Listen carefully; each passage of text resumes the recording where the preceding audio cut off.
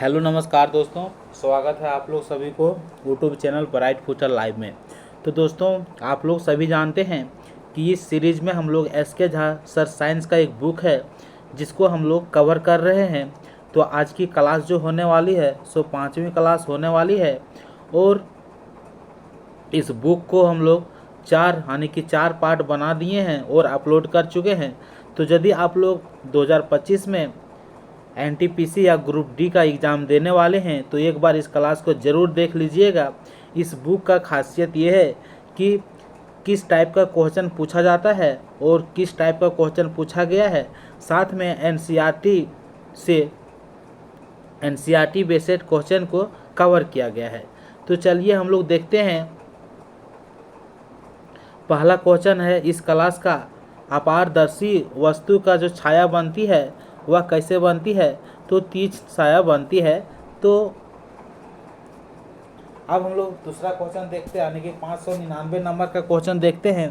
प्रकाश जो होती है वह किस पथ का अनुसरण करती है? तो प्रकाश जो होती है सरल रेखीय पथ का अनुसरण करती है। क्वेश्चन पूछा जाता है कि प्रकाश किस पथ का अनुसरण करता है? तो सरल रेखीय पथ का अनुसरण करता है। समतल दर्पण जो होती है उसके द्वारा बना प्रतिबिंब जो होती है वह कैसा यानी क्वेश्चन पूछा जाता है कि इसके लिए कौन असत है और कौन सत है। तो इस प्रकार से क्वेश्चन पूछा जाता है। तो यहाँ पे है कि समतल दर्पण द्वारा बना प्रतिबिंब सदैव आभासी होता है, सीधा होता है, समान आकार का बनता है एवं पास और उल्टा होता है। तो ध्यान रखिएगा, यह क्वेश्चन जो से इम्पोर्टेंट है। गोलीय दर्पण के परावर्तक पृष्ठ के केंद्र को दर्पण का ध्रुव कहते हैं। क्वेश्चन पूछा जाएगा कि दर्पण का ध्रुव किसे कहते हैं? तो गोलीय दर्पण के परावर्तक पृष्ठ के केंद्र को दर्पण का ध्रुव कहते हैं। गोलीय दर्पण के केंद्र को क्या कहते हैं? तो गोलीय दर्पण के केंद्र को वक्रता केंद्र के नाम से जाना जाता है।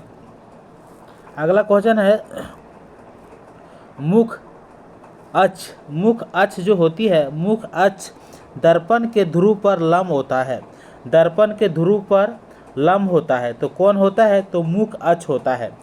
गोलीय दर्पण का परावर्तक पृष्ठ दर्पण का द्वारक कहलाता है। गोलीय दर्पण का परावर्तक पृष्ठ जो होता है वह दर्पण का द्वारक कहलाता है। फोकस और वक्रता केंद्र जो होती है, फोकस और वक्रता केंद्र दर्पण का भाग नहीं होती है। तो क्वेश्चन पूछा जाता है कि दर्पण का भाग नहीं होती है तो क्या क्या नहीं होती है? तो फोकस और वक्रता केंद्र, फोकस को F से डिनोट करते हैं और वक्रता केंद्र को C से डिनोट करते हैं। तो फोकस और वक्रता केंद्र जो होती है वह दर्पण का भाग नहीं होता है क्योंकि यह दर्पण से बाहर स्थित होता है। ध्यान रखिएगा।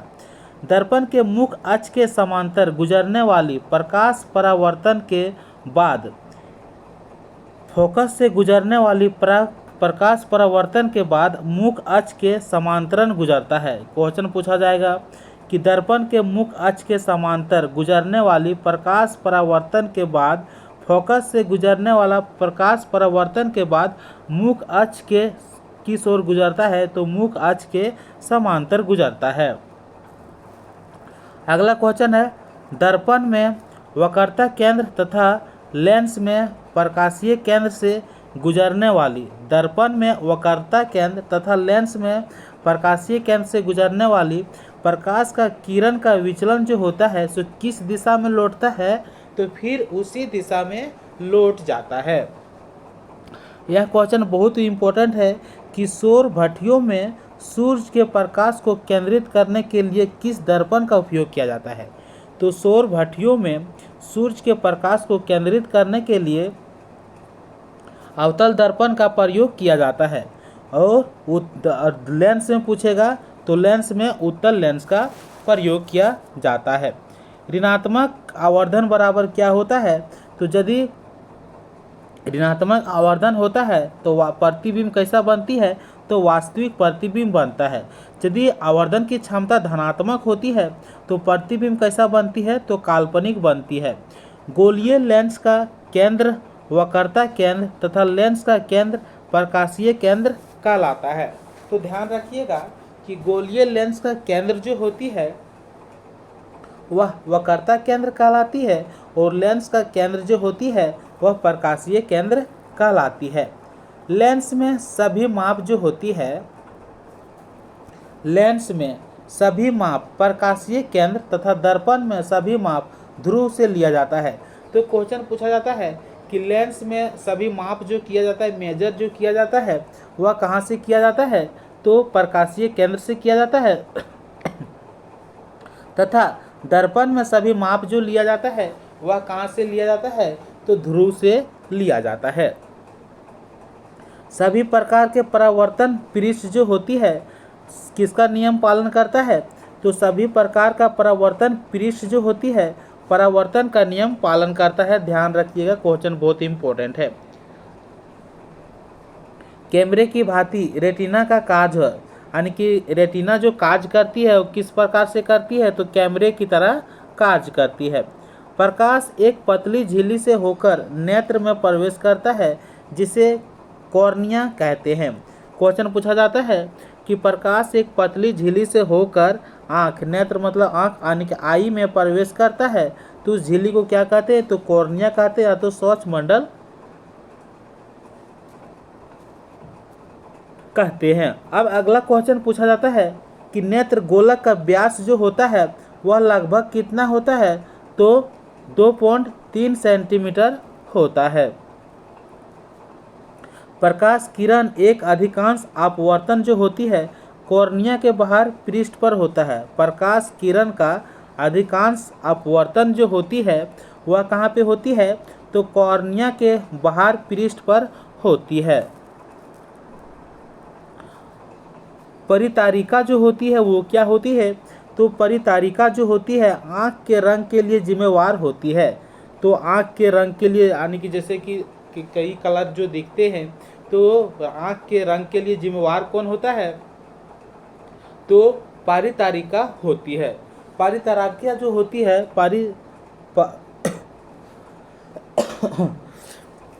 परितारिका जो होती है पुतली के आकार को नियंत्रित करता है। तो क्वेश्चन पूछा जाता है कि पुतली के आकार को यानी कि नेत्र में पुतली के आकार को कौन नियंत्रित करता है? तो परितारिका करती है तथा पुतली आने वाले प्रकाश के मात्रा को नियंत्रित करता है। जो प्रकाश की मात्रा जो आँख में प्रवेश करती है नेत्र में कॉर्निया से होकर उसको नियंत्रित कौन करता है? तो परितारिका करती है। और पूछा जाता है क्वेश्चन कि आँख के रंग के लिए कौन जिम्मेवार होती है? तो परितारिका होती है।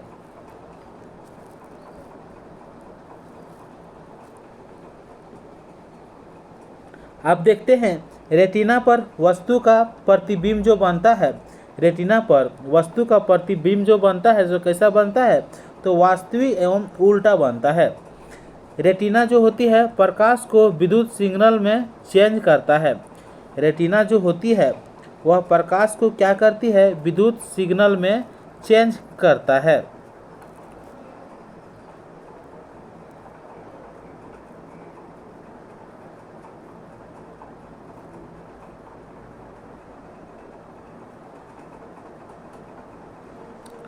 अब देखते हैं अगला क्वेश्चन है परितारिका की शिथिलता जो होती है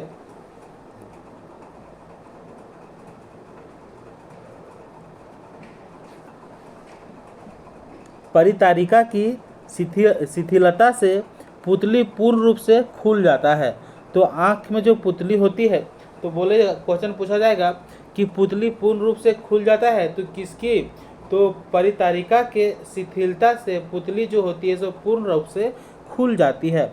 जब पेशियां शिथिल होती है तो लेंस पतला हो जाता है। क्वेश्चन पूछा जाता है कि लेंस पतला कब होता है?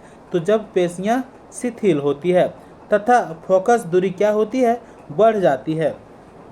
क्वेश्चन पूछा जाएगा कि जब पेशियां शिथिल होती है तो लेंस पतला हो जाता है और फोकस दूरी क्या होता है? तो फोकस दूरी बढ़ जाता है। आप लोग ध्यान रखिएगा। अब देखते हैं केवल एक नेत्र का दृष्टि क्षेत्र जो होती है लगभग 150 डिग्री तथा दोनों नेत्रों का 180 डिग्री होता है। तो बोलता है कि केवल एक नेत्र जो होता है वो कितना दृष्टि तक देखता है? तो यानी कि 150 डिग्री, यदि दोनों नेत्र है तो 180 डिग्री तक। अब देखते हैं द्विफॉक्सी लेंस में ऊपर जो होती है अवतल तथा नीचे जो होती है वो उत्तल लेंस होता है। क्वेश्चन पूछा जाता है कि द्विफॉक्सी लेंस में ऊपर कौन सा लेंस होता है, तो ऊपर अवतल लेंस होता है। द्विफॉक्सी लेंस में ऊपर की ओर अवतल लेंस होता है तथा नीचे की ओर उत्तल लेंस होता है। उत्तल लेंस को पठन लेंस भी कहते हैं। तो क्वेश्चन पूछा जाता है कि कौन सा लेंस को पठन लेंस के नाम से भी जाना जाता है, तो उत्तल लेंस को जाना जाता है। अपवर्तित किरण को ही निर्गत किरण कहते हैं। क्वेश्चन पूछा जाता है कि किस किरण को निर्गत किरण कहते हैं, किस किरण को निर्गत किरण के नाम से जानते हैं, तो अपवर्तित किरण को निर्गत किरण के नाम से जानते हैं। निर्गत किरण तथा आपतित किरण के बीच जो कोण बनता है उसे क्या कहते हैं, तो उसे विचलन कोण कहते हैं। ध्यान रखिएगा कि अपवर्तित किरण को और अपवर्तित किरण एवं आपतित किरण के बीच में बनने वाले कोण को हम लोग क्या कहते हैं, तो विचलन कोण कहते हैं।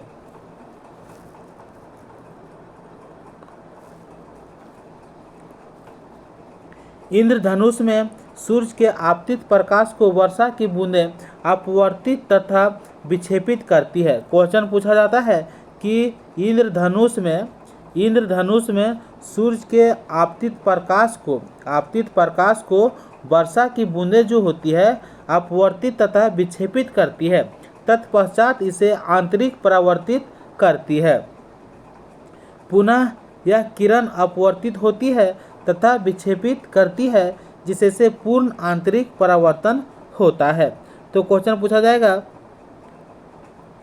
कि पूर्ण आंतरिक परिवर्तन जो होता है सो कैसे होती है। तो सबसे पहले आपको ध्यान रखना है कि जब इंद्रधनुष में सूर्य के आपतित प्रकाश को वर्षा की बूंदें जो होती है अपवर्तित तथा विक्षेपित करती है, यानी कि इंद्रधनुष में सूर्य की आपतित प्रकाश की वर्षा की बूंदें जो होती है वह अपवर्तित तथा विक्षेपित करती है, तत्पश्चात इसे आंतरिक परिवर्तित करती है। फिर यही किरण को अपवर्तित होती है तथा विक्षेपित करती है। जब यही किरण फिर अपवर्तित होती है और इसे विक्षेपित करती है, जिससे पूर्ण आंतरिक परावर्तन होता है। तारे जो होती है प्रकाश वायुमंडलीय अपवर्तन के कारण टिमटिमाता है। तो ये क्वेश्चन जो से मेन इम्पोर्टेंट है, ये सब नहीं है। ये क्वेश्चन जो से मेन इम्पोर्टेंट है कि अपवर्तन के कारण जो तारे जो होती है प्रकाश वायुमंडलीय अपवर्तन के कारण टिमटिमाता है। तो तारे क्यों टिमटिमाता है, तो प्रकाश वायुमंडलीय, तो डायरेक्ट बोल सकते हैं कि अपवर्तन के कारण तारे टिमटिमाते हैं। अपवर्तनांक में अंतर के कारण अपवर्तन होता है। क्वेश्चन पूछेगा अपवर्तन कब होता है, तो अपवर्तन जो होता है सो अपवर्तनांक में अंतर के कारण अपवर्तन होता है। तारे को पृथ्वी से बहुत दूर होने के कारण प्रकाश का बिंदु स्रोत तारे को पृथ्वी से बहुत दूर होने के कारण प्रकाश का बिंदु स्रोत माना जाता है। तो क्वेश्चन पूछा जाएगा कि प्रकाश का बिंदु स्रोत किसे माना जाता है, तो तारे को माना जाता है, क्योंकि पृथ्वी से बहुत दूर होने के कारण। अन्य ग्रह पृथ्वी के नज़दीक होती है। अन्य ग्रह पृथ्वी के नज़दीक होने के कारण प्रकाश का वास्तविक स्रोत माना जाता है। तो जितना भी यानी तारे को छोड़कर जितना भी ग्रह है जो प्रकाश का नज़दीक है, तो प्रकाश के नज़दीक होने के कारण उसे प्रकाश का क्या कहा जाता है, प्रकाश का वास्तविक स्रोत कहा जाता है। समांगी मिश्रण जो होती है वह क्या नहीं दर्शाती है, तो समांगी मिश्रण टिंडल प्रभाव नहीं दर्शाती है, ध्यान रखिएगा।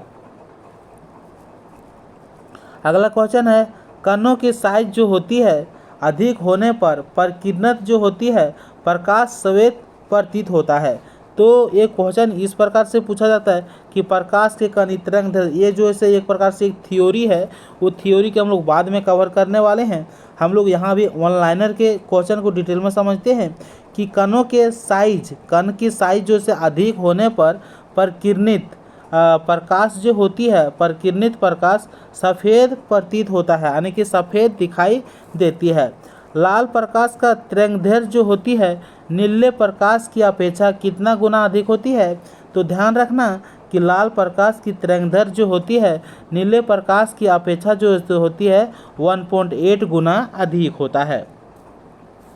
दोपहर के समय नीले तथा बैंगनी जो होती है प्रकाश के बहुत कम मात्रा में प्रकिरणन के कारण सफ़ेद प्रतीत होता है। क्वेश्चन पूछा जाएगा कि दोपहर के समय, यानी कि दोपहर के समय नीले तथा बैंगनी जो होती है, नीले तथा बैंगनी प्रकाश का बहुत कम मात्रा में प्रकिरणन के कारण सफ़ेद प्रतीत होता है, यानी कि सफ़ेद दिखाई देता है। किसके कारण से? दोपहर में तो जो नीले तथा बैंगनी प्रकाश जो होती है वह बहुत कम मात्रा में प्रकिरणन होती है, उसी के कारण सफ़ेद प्रतीत होता है। स्विच सेल तथा बल्ब के बीच चालक जो होती है वह क्या करती है? संबंध जोड़ता है। किसी विद्युत धारा के सतत तथा बंद पथ को विद्युत परिपथ कहते हैं। ध्यान रखिएगा कि किसी विद्युत धारा के सतत तथा बंद पथ को विद्युत परिपथ कहते हैं। विद्युत धारा जो होती है वह धनात्मक आवेश का प्रभाव होता है। क्वेश्चन पूछा जाता है कि विद्युत धारा धनात्मक आवेश का प्रभाव होता है जो इलेक्ट्रॉन के दिशा के विपरीत होता है। तो क्वेश्चन पूछा जाएगा कि विद्युत धारा जो होती है वह किसका प्रभाव होता है? तो धनात्मक आवेश का प्रभाव होता है जो इलेक्ट्रॉन के, यानी विद्युत धारा जो हमेशा लगती है वह इलेक्ट्रॉन के विपरीत दिशा में लगती है।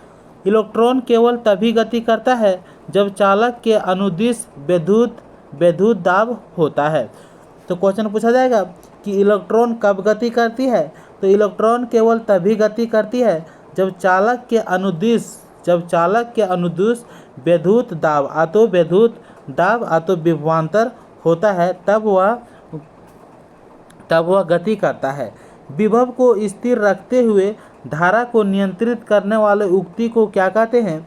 तो विभव को स्थिर रखते हुए धारा को नियंत्रित करने वाले उक्ति को हम लोग परिवर्ती प्रतिरोध कहते हैं। इसे क्या कहते हैं? परावर्ती प्रतिरोध कहते हैं। परावर्ती प्रतिरोध को धारा नियंत्रक भी कहा जाता है। परिवर्तित प्रतिरोध को धारा नियंत्रक भी कहा जाता है। मिश्र धातु की प्रतिरोधकता जो होती है उसके अवयवों से अधिक होता है। क्वेश्चन पूछा जाएगा कि मिश्र धातु की प्रतिरोधकता जो होती है उसके अवयवों से अधिक होती है। इलेक्ट्रिक ओवन जो होती है विद्युत धारा के चुंबकीय प्रभाव पर आधारित होती है। क्वेश्चन पूछा जाएगा कि इलेक्ट्रिक ओवन जो होती है किसके प्रभाव पर आधारित होती है? तो चुंबकीय प्रभाव पर आधारित होती है। प्रकाशीय अंतर के रूप में टंगस्टन जो होती है, प्रकाशीय अंतर के रूप में किसका प्रयोग करते हैं? तो टंगस्टन का प्रयोग करते हैं, क्योंकि इसका गलनांक एवं प्रतिरोध जो होती है सो उच्च होती है। हीटिंग एलिमेंट में नाइक्रोम का प्रयोग करते हैं, क्योंकि इसका भी गलनांक एवं प्रतिरोध जो होती है सो अधिक होती है। ठीक इसी प्रकार से फ्यूज के रूप में हम लोग सोल्डर का प्रयोग करते हैं। और सोल्डर किसका बना होता है? तो शीशा और टीन का। SN मतलब टीन होता है और PB मतलब शीशा होता है, तो शीशा और टीन का बना होता है। और फ्यूज का गलनांक जो होती है सो कम होती है और प्रतिरोध जो होती है वह अधिक होती है। फ्यूज का चालकता जो होती है वह कैसा होता है? तो ऊंच होता है। अब देखते हैं वाट जो से क्या है? तो वाट जो से एक प्रकार की शक्ति का SI मात्रक है। और HP मतलब क्या होता है? तो हॉर्स पावर होता है। तो हॉर्स पावर ने HP शक्ति का व्यवहारिक मात्रक है। तो और KW मतलब किलोवाट शक्ति का बहुत बड़ा मात्रक होता है। किलोवाट शक्ति का बहुत बड़ा मात्रक होता है। एक यूनिट बराबर कितना होता है? 36 × 10⁵ जूल होता है एक यूनिट बराबर। ध्यान रखिएगा। अब हम लोग बढ़ते हैं आगे की ओर। आज की क्लास में इस बुक को एंड कर देंगे, यानी कि समाप्त कर देंगे। आज की क्लास में मतलब हम लोग 700 नंबर तक डिस्कस कर लेंगे, चाहे जैसे भी करेंगे। आज की क्लास में समाप्त करना है। विद्युत धारा के चुंबकीय प्रवाह की खोज किसने किया था? तो H.C. ऑस्टेड ने किया था। ध्यान रखिएगा कि विद्युत धारा के चुंबकीय प्रभाव की खोज किसने किया था? तो एच.सी. ऑस्टेड ने किया था। चुंबकीय क्षेत्र की तीव्रता का मात्रक जो से क्या होती है? तो ऑस्टेड रखा यानी कि ऑस्टेड होता है। चुंबकीय क्षेत्र एक कैसा राशि है? तो सदिश राशि है। तो राशि कितने प्रकार की होती है? 2 प्रकार की होती है, एक होती है अदिश राशि, एक होती है सदिश राशि। चुंबकीय क्षेत्र रेखा चुंबक के बाहर एवं चुंबकीय क्षेत्र रेखा जो होती है सो चुंबक के बाहर एक बंद वक्र तथा अंदर जो होती है सो समांतर होती है। क्वेश्चन पूछा जाएगा कि चुंबकीय क्षेत्र रेखा जो होती है सो चुंबक के बाहर एक बंद रेखा की तरह होता है और अंदर जो होती है वह समांतर होती है। चुंबकीय सुई जो होती है चुंबक के विपरीत विक्षेपित होता है। ध्यान रखिएगा कि चुंबकीय सुई जो होती है चुंबक के विपरीत विक्षेपित होता है। दो क्षेत्र रेखा एक दूसरे को प्रतिच्छेद नहीं करती है। ध्यान रखिएगा कि दो क्षेत्र रेखा एक दूसरे को प्रतिच्छेद नहीं करती है। दो क्षेत्र रेखा प्रतिच्छेद करने की दशा में दोनों की दिशा चेंज हो जाएगा जो कि संभव नहीं है। जब दो क्षेत्र रेखा एक दूसरे को प्रतिच्छेद करेंगे तो उनकी दिशा जो से चेंज हो जाएगी जो कि यह संभव नहीं है। विद्युत धारा के परिमाण में वृद्धि होने पर विक्षेप में भी वृद्धि होता है। ध्यान रखिएगा कि विद्युत धारा के परिमाण में वृद्धि होने पर विक्षेप में भी वृद्धि होता है। दक्षिण हस्त जो होती है यानी कि दाएं हाथ जो हो दक्षिण हस्त यानी अंगूठा नियम जो होती है मैक्सवेल का कॉक स्क्रू नियम से चुंबकीय क्षेत्र की दिशा ज्ञात किया जाता है। तो क्वेश्चन पूछा जाएगा कि चुंबकीय क्षेत्र की दिशा ज्ञात किया जाता है तो किसके नियम से? तो मैक्सवेल का कॉक स्क्रू नियम से या तो दक्षिण हस्त अंगूठे का नियम से। चुंबकीय की प्रबलता जो होती है चुंबक की प्रबलता जो होती है चुंबकीय की प्रबलता जो होती है फेरों की संख्या कुंडली की गति में वृद्धि से उत्पन्न धारा में वृद्धि होती है। तो क्वेश्चन पूछा जाता है कि चुंबक की प्रबलता में फेरों की संख्या जो होती है सो कुंडली की गति में वृद्धि से उत्पन्न धारा में भी वृद्धि होती है।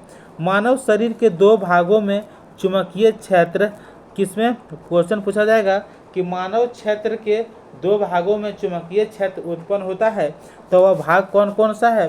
तो एक हृदय है और दूसरा मस्तिष्क है। स्थिर मतलब होता है एक समान। तो एक समान विद्युत धारा प्रभावित होने की दशा में गैल्वेनोमीटर का प्रक्षेपण जो होती है वह कैसा होता है? तो गैल्वेनोमीटर का प्रक्षेपण जो होता है वो शून्य होता है और तो विचलन जो होता है वह कैसा होता है? तो शून्य होता है। वह प्रक्रम जिसके द्वारा किसी चालक के परिवर्तित क्षेत्र के कारण अन्य चालक में धारा प्रेरित होती है उसे क्या कहते हैं? तो विद्युत चुंबकीय प्रेरण कहते हैं।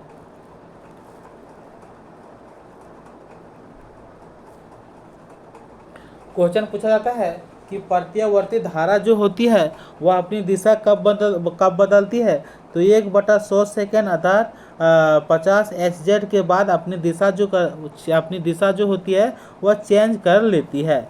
जब विद्युतमय तार तथा उदासीन तार दोनों सीधे संपर्क में आते हैं तब क्या उत्पन्न होता है? तब अतिभारण होता है। जब विद्युतमय तार तथा उदासीन तार दोनों सीधे संपर्क में आते हैं तब अतिभारण होता है। साइकिल चलाने में रासायनिक ऊर्जा पेशीय ऊर्जा में फिर से साइकिल चलाने में रासायनिक ऊर्जा पेशीय ऊर्जा में फिर पेशीय ऊर्जा आंतरिक ऊर्जा में चेंज होती है। तो क्वेश्चन पूछा जाएगा कि साइकिल जब चलाता है कोई व्यक्ति तो रासायनिक ऊर्जा जो होती है वह किस में चेंज होती है? तो पेशीय ऊर्जा में चेंज होती है। लेकिन पेशीय ऊर्जा किस में चेंज हो जाती है? तो वह रासायनिक ऊर्जा में चेंज हो जाती है।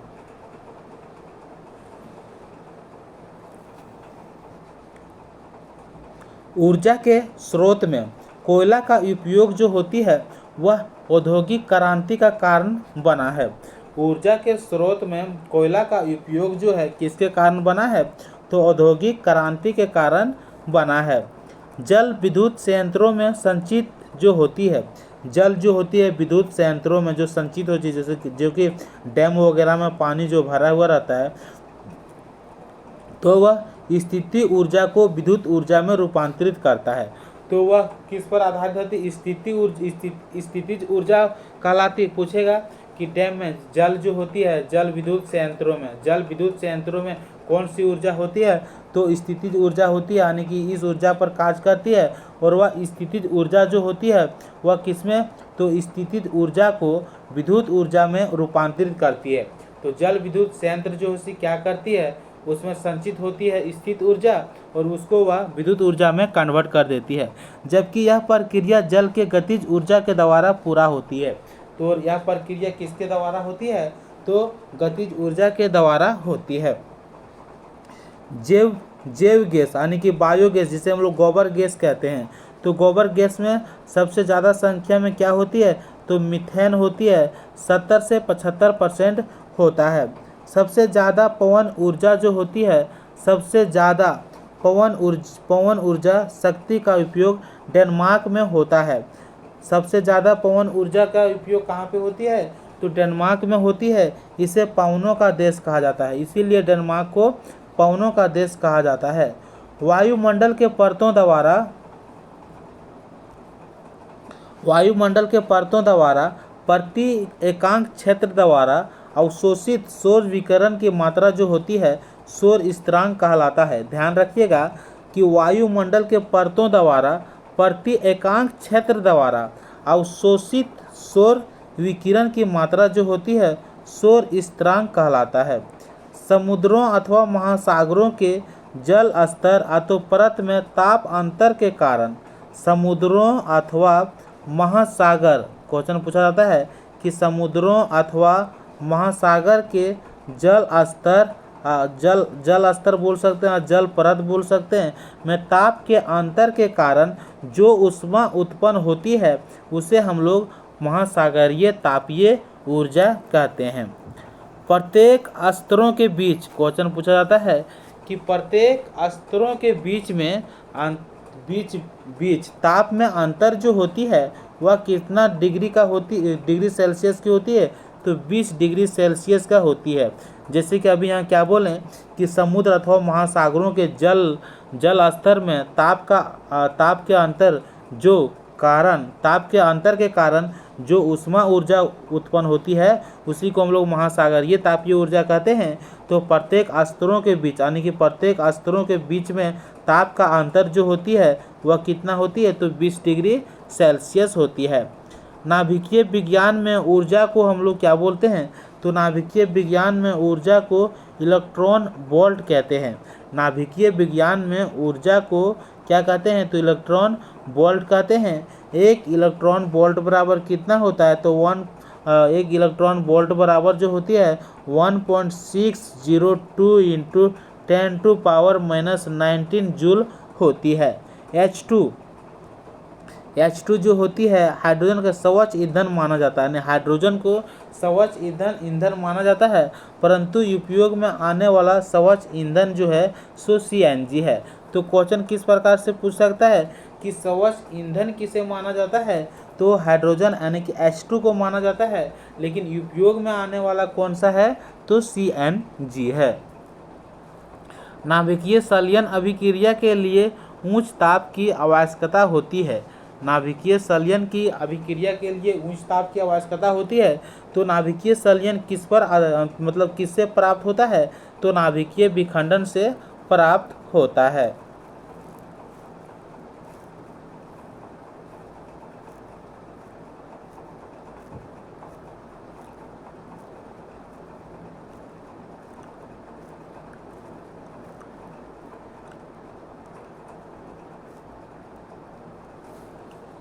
वे पदार्थ जो जैविक प्रक्रम द्वारा अपघटित हो उसे हम लोग क्या कहते हैं, तो जैव निम्नीकरण पदार्थ कहते हैं। जो जैविक प्रक्रम द्वारा अपघटित ना हो उसे हम लोग क्या कहते हैं, तो अजैव निम्नीकरण कहते हैं। जैविक प्लस अजैविक, जैविक प्लस अजैविक मिलकर क्या बनता है, तो पारिस्थितिकी तंत्र बनता है। जैसे कि वन हो गया, नदी हो गया, तालाब हो गया, झील हो गया, ये सब क्या है, तो प्राकृतिक पारितंत्र है। तथा बगीचा हो गया, खेत हो गया, ये सब क्या है, तो कृत्रिम पारितंत्र है। यानी कि वन हो गया, नदी हो गया, तालाब हो, झील हो गया, ये सब कैसा है, यानी कि प्राकृतिक परितंत्र है। लेकिन वही बगीचा जो आपने बनाया, वही खेत जो आपने बनाया, ये सब क्या है, तो कृत्रिम परितंत्र है। पादप यानी कि प्राकृतिक मतलब होता है जो मानव द्वारा नहीं बना हो उसे प्राकृतिक कहते हैं, जो मानव द्वारा बना हो उसे कृत्रिम कहते हैं। इसमें यही डिफरेंट है और कुछ नहीं। पादप सपोषी, तो सपोषी और विषमपोषी अभी समझेंगे कि पादप जो होती है वह सपोषी होती है, और यह जो होती है सो प्रथम श्रेणी को हम लोग पोषी स्तर कहते हैं। प्रथम श्रेणी जो शाकाहारी होती है उसे हम लोग क्या कहते हैं, शाकाहारी। हम लोग यहाँ तक समझते हैं कि पोषी स्तर यानी प्रथम श्रेणी को हम लोग पोषी स्तर कहते हैं। जैसे पादप हो गया, वह अपना भोजन किससे बनाता है, तो सूर्य से बनाता है, यानी कि सूर्य से बनाता है। तो हम लोग यहाँ पे देखते हैं कि पादप जो होती है सो कैसे होती है, तो सब पोषी होती है। क्वेश्चन पूछा जाएगा कि पादप क्या है, तो पादप एक सपोषी है। और यह किस श्रेणी में आता है, तो प्रथम श्रेणी में आता है, और प्रथम श्रेणी का पोषी स्तर है। अगला क्वेश्चन पूछ सकता है कि प्राथमिक उपभोक्ता जो होती है वह क्या करती है, द्वितीय श्रेणी का पोषी स्तर है। तो प्रथम पादप जो होती है सो क्या खुद वह सपोषी है, तो यह प्रथम श्रेणी का पोषी स्तर है। लेकिन प्राथमिक उपभोक्ता जो होती है वह द्वितीय श्रेणी का पोषी स्तर होती है। द्वितीय श्रेणी का उपभोक्ता जो होती है वह किसके पोषी स्तर होता है, तो द्वितीय श्रेणी का उपभोक्ता जो होती है वह तीसरे श्रेणी का पोषी स्तर होता है। ध्यान रखिएगा कि सपोषी जो होती है वह प्रथम श्रेणी का पोषी स्तर होता है, प्राथमिक उपभोक्ता जो होती है वह दूसरे श्रेणी का पोषी स्तर होती है, और द्वितीय श्रेणी का उपभोक्ता जो होती है वह तीसरे श्रेणी का पोषी स्तर होती है। प्रथम पोषी मतलब पोषी स्तर, तो प्रथम पोषी अर्थात सपोषी में सूर्य से मात्र 1% ऊर्जा ही अवशोषित हो पाता है। यानी कि पेड़ पौधे जो होती है प्रथम पोषी जो होती है उसमें सूर्य से मात्र 1% ही ऊर्जा अवशोषित होता है। प्रथम पोषी स्तर से सभी अगली पोषी स्तर में 10% ऊर्जा स्थानांतरण होता है। तो क्वेश्चन पूछा जाता है कि प्रथम पोषी स्तर से सभी अगले पोषी स्तर में कितना परसेंट की ऊर्जा स्थानांतरण होता है, तो 10% की ऊर्जा स्थानांतरण होता है। समानत निचले पोषी स्तर जैसे कि उत्पादक, ठीक है, निचले पोषी स्तर में जीवों की संख्या अधिक होती है। निचले पोषी स्तर में जीवों की संख्या जो होती है वह अधिक होती है। ऊर्जा के स्थानांतरण यानी कि ऊर्जा के स्थानांतरण जो होती है, स्थानांतरण में ह्रास ऊर्जा का समानत ऊष्मा ऊर्जा में रूपांतरण होता है। ऊर्जा का प्रभाव हमेशा किस प्रकार होता है, तो ऊर्जा का प्रभाव जो होती है वह हमेशा एक दिशीय होती है, ना कि द्विदिशीय होती है। क्वेश्चन पूछा जाएगा कि ऊर्जा का प्रभाव जो होती है वह कैसा होता है, तो हमेशा एक दिशीय होती है। ओजोन का निर्माण जो होती है वह किस प्रकार होती है, तो ओजोन का निर्माण जो होती है पराबैंगनी किरण के द्वारा होती है। यदि और ओजोन परत कहाँ से पाई जाती है, तो समताप मंडल में पाई जाती है, समताप मंडल में पाई जाती है।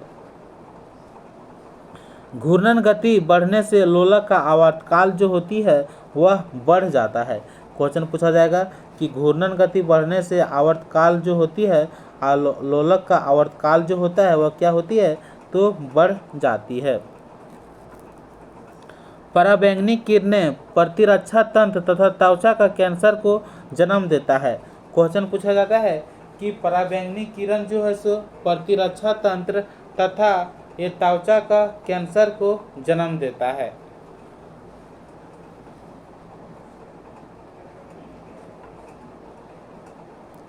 कॉलीफॉर्म जीवाणु जो मानव के आंत में पाया जाता है या जल प्रदूषक का प्रमुख कारण है। तो क्वेश्चन पूछा जाता है कि कॉलीफॉर्म जीवाणु जो होती है मानव के आंत में पाया जाता है या जल प्रदूषण का प्रमुख कारण है। अगला क्वेश्चन है कॉलीफॉर्म जो होती है कॉलीफॉर्म गंगा जल प्रदूषक का प्रमुख कारक है। तो गंगा जल प्रदूषक का प्रमुख कारक कौन है? तो कॉलीफॉर्म है जो अर्ध जलाशय से होता है।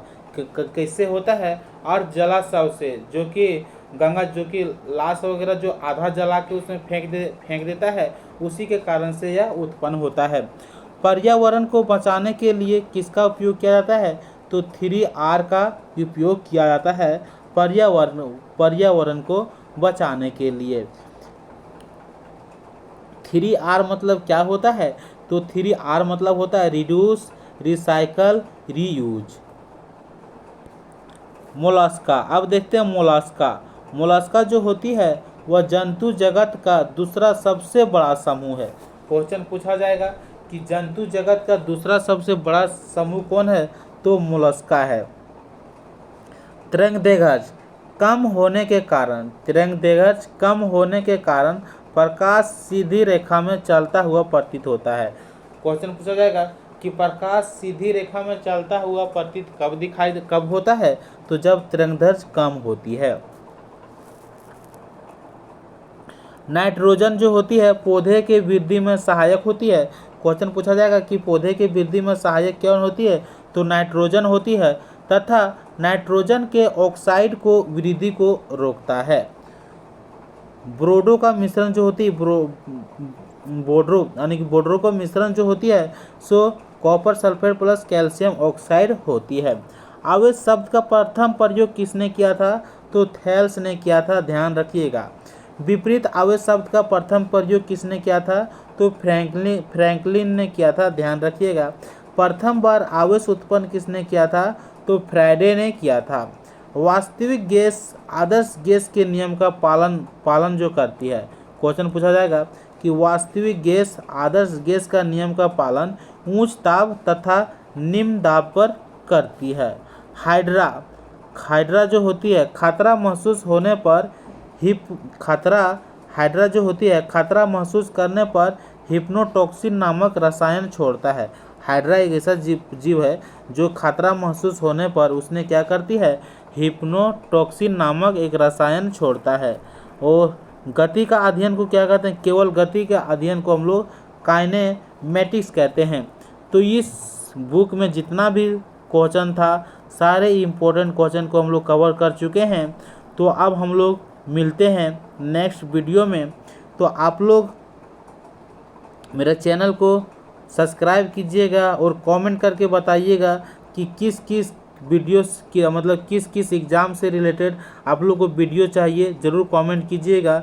मैं कोशिश करूँगा इस टॉपिक पे वीडियो बनाने के लिए, और जिस टॉपिक पे आप लोग बनाने बोलेंगे कमेंट करके बताइएगा, हम कोशिश करेंगे। तो अब हम लोग मिलते हैं नेक्स्ट वीडियो में। और कल हम लोग क्या करेंगे? तो कल हम लोग करेंगे जितना भी इस बुक का जितना भी पार्ट बना हम लोग का 1 2 3 4 5 पार्ट बन गया, तो 5 वीडियो को एक साथ में अपलोड कर देंगे, यानी कि 5 वीडियो को एक वीडियो बनाकर अपलोड कर देंगे ताकि देखने में सबको इजी हो जाएगा। तो चलिए आप मिलते हैं नेक्स्ट वीडियो में फिर।